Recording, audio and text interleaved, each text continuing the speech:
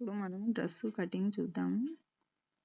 Shoulder 5.5 పెట్టేశాను, చంక 6 ఇంచులు పెట్టేశాను. ఇప్పుడైతే డ్రెస్ పొడవు చూద్దాము.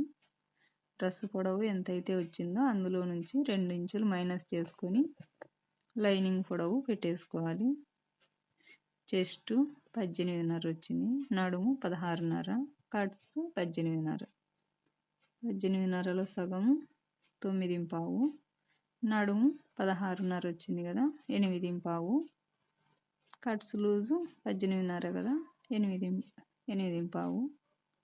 ఇప్పుడు స్ట్రైట్గా ఒక లైన్ వేసుకొని 1కి 2 గీతలు ఎక్స్ట్రా పెట్టుకొని సంక రౌండ్ తీసుకోవాలి.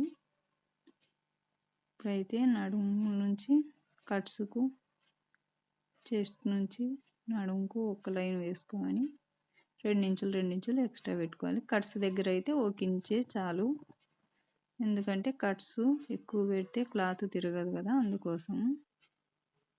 ఇప్పుడు కట్స్ లూజ్ అయితే ఎంత ఉందో చూసుకుందాము. కింద కట్స్ ఉంటాయి కదా, అక్కడి నుంచి 1 ఇంచు ఎక్స్ట్రా పెట్టుకోవాలి. ఎక్కువ పెట్టుకోకూడదు, ఎందుకంటే కట్స్ నీట్గా కుట్టేటప్పుడు నీట్గా ఉండదు కాబట్టి. డ్రెస్సు షోల్డర్ అయితే 3 ఇంచులు తీసుకున్నాం కదా, 3 ఇంచులు పెట్టేసుకొని గుర్తు పెట్టుకోవాలి. 3 ఇంచులని పెట్టుకున్న తర్వాత డ్రెస్ కటింగ్ చూసి కట్ చేసేద్దాం.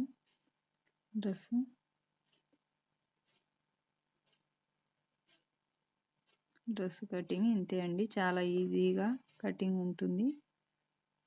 మీ ఇంట్లో మీ డ్రెస్సులు మీరే ఈజీగా కుట్టుకోవచ్చు.